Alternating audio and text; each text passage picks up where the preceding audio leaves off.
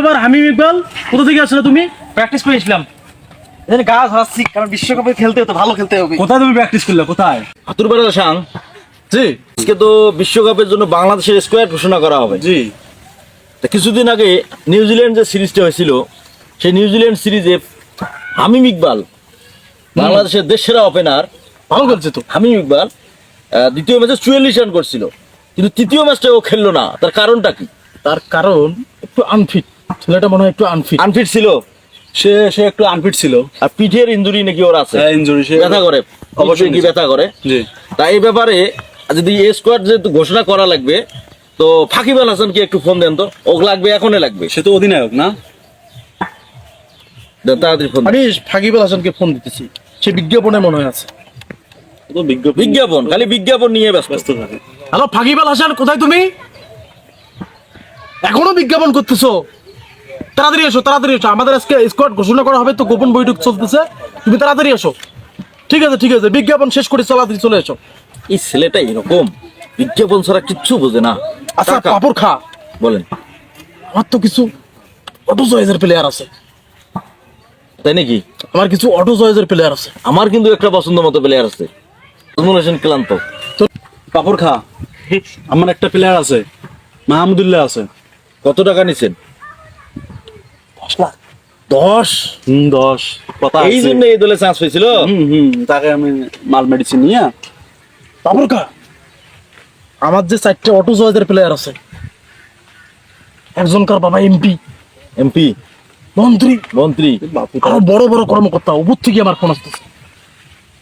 তার মানে- যেহেতু আমি একটু চাপে বেশি থাকি, যেহেতু আমি প্রধান কোচের দায়িত্ব আছি, আর প্রধান নির্বাচনে আছে তো নুনু খান, আর আপনি তো বোর্ড সভাপতি। বোর্ড সভাপতি। দাদা আসসালামু আলাইকুম। ফাকিব আল হাসান বসেন। আচ্ছা ফাকিব আল হাসান, জি তোমাকে যে কারণে ডাকা হইলো, জি আজকে তো বিশ্বকাপের আমাদের স্কোয়াড ঘোষণা করা হবে, জি তো তোমার তো বিজ্ঞাপন শেষ হয় না। তো ঘটনা হলো যে হামিম ইকবাল ছেলেটা সম্পর্কে তুমি কিছু বলো। সে তো প্রথম ম্যাচে ভালো খেললো না, দ্বিতীয় ম্যাচে দ্বিতীয় ম্যাচে ভালো খেলছে। হ্যাঁ অবশ্যই আমি দ্বিতীয় ম্যাচে ভালো খেলছে, কিন্তু ও বর্তমান দলের স্বার্থে যেখানে খেলতে দেওয়া হয় ওখানে খেলতে চায় না। হতো ভারতের রোহিত শর্মা যেখানে ওপেনিং ব্যাটসম্যান থেকে 3 নাম্বার 4 নাম্বার ব্যাটসম্যানে খেলতে চায়, আর ও 3 নাম্বার 4 নাম্বার দলের স্বার্থে যেখানে খেলতে দেওয়া হয় সেখানে খেলতে, ওর সমস্যা কোথায়? তোমার মতামত যে তোমার দলের ভালো করার স্বার্থে দলের ভালোর স্বার্থে যেখানে খেলতে দেওয়া হবে সেখানেই খেলা লাগবে। সেখানে হামিম ইকবালকে খেলতে হবে। জি। না ফাকিব আল হাসান ঠিকই বলছো তো। ভালো বলছে। এখন আমি বলার সাথে কথা বলতে হবে, তারপরে কি জানা আমি বল। দেখেন সেটা বলে দেখেন। আচ্ছা ফাপড় খা, বলেন। এখন যতগুলো আমরা সিলেক্ট করলাম তার মধ্যে আমরা দেখতেছি এই হামিম ইকবাল ছেলেটা একটু সমস্যা ব্যাঘাত ঘটাচ্ছে, একটু ব্যাঘাত। তো যেহেতু কিছুদিন আগে আমরা শুনলাম যে সে নাকি আনফিট, আনফিট তাকে সিস্টেমে কিছু করা যেতে পারে নাকি? যাবে। কি বলেন? ও তো যখন ফাকিব আল হাসান কিছু বলেন। যখন তখন অবসর নেয় আবার। তো দেখি এটা আমরা কিছু একটা করি। না, আমার ক্যাপ্টেনের মতামত যে হামিম ইকবাল বিশ্বকাপে না থাকাটাই ভালো। ভালো, তা আমিও সেটাই বলতেছি। তা আমরাও সেটা দেখতেছি। ঠিক আছে ঠিক আছে, ফাকিব আল হাসান তুমি বিজ্ঞাপন নিয়ে যাও। ঠিক আছে। কি ব্যাপার হামিম ইকবাল কোথা থেকে আসলে তুমি? প্র্যাকটিস করেছিলাম, এখানে গা ধরাচ্ছি কারণ বিশ্বকাপে খেলতে তো ভালো খেলতে হবে। কোথায় তুমি প্র্যাকটিস করলে? কোথায়? এই তো স্টেডিয়ামের পাশে। হ্যাঁ তুমি যদি ফিট থাকো, হ্যাঁ তুমি নিউজিল্যান্ডের বিপক্ষে দ্বিতীয় ম্যাচ খেললে, তৃতীয় ম্যাচে খেললে না কেন? তোমার সমস্যা ছিল কি?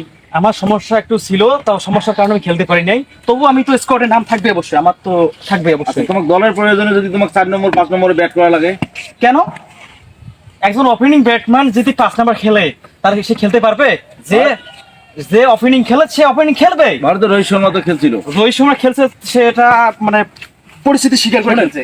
হামিম ইকবাল সাহেব, হ্যাঁ দেশের স্বার্থে, জি জি দলের স্বার্থে হ্যাঁ। আপনাকে 4-5-6 খেলতে হবে। তোমার এটা খেলতেই হবে। না না না, এটা কিন্তু একটা ষড়যন্ত্র হচ্ছে আপনাদের। ষড়যন্ত্র কেন? এটা ষড়যন্ত্র হচ্ছে। আমাদের দল যাতে ভালো খেলে সেজন্যে তোমাকে হয়তোবা নিচের পজিশনে যে কোনো জায়গায় খেলতে হবে। মিডল অর্ডারে আমাদের সমস্যা। পাপড় খা ভাই, আপনি আপনার কথা বুঝতে পারতেছেন না, কারণ একজন যে ওপেনিং ব্যাটসম্যান যদি প্রথমে খেলে সে কি 5 নাম্বার খেলতে পারবে? আপনি বলেন এটা কিন্তু আমাদের দলের সাথে খেলতে হবে।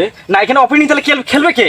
আমার জায়গায় খেলবে কে? সেটা আমরা সিলেকশনে আমরা তো আমরা যেটা সিলেকশন করবো সেটা হবে। আমরা সিলেকশন বুঝে আমরা বুঝছি, এখানে আমরা সেটা আমাদের দেখেন, আমি একজন ওপেনিং ব্যাটসম্যান, বাংলাদেশের দুঃখে কষ্টে আমি ওপেনিং খেলে আসি। সেটা জানি, শ্রীলঙ্কার সাথে তোমার হাত ভাঙা ছিল, তুমি ভালো খেলছিলে, আমরা সেটা জানি, সেটা স্বীকার করি। আর আমি তো ফিট করে আমার নাম নাই থাকতেছে না, নাই তাহলে আমরা সেটা দেখতেছি, সেটা আমরা দেখবো। আমি বুঝতে পারছি, কারণ আমাকে আনফিট যেহেতু বলা হয়েছে তার মানে আমার নাম নেই। তো ঠিক আছে, ভালো থাকেন। ঠিক আছে, আমি ইকবাল, আপনি চলে যান, ঠিক আছে, আমরা চলে যান। তো ফাপর খা, জি, তাহলে আমরা আমি ইকবালকে ছাড়াই আমরা স্কোয়াড ঘোষণা করি। না স্কোয়াড ঘোষণা করে দাও। ছেলেটা একটু খাপতেরা।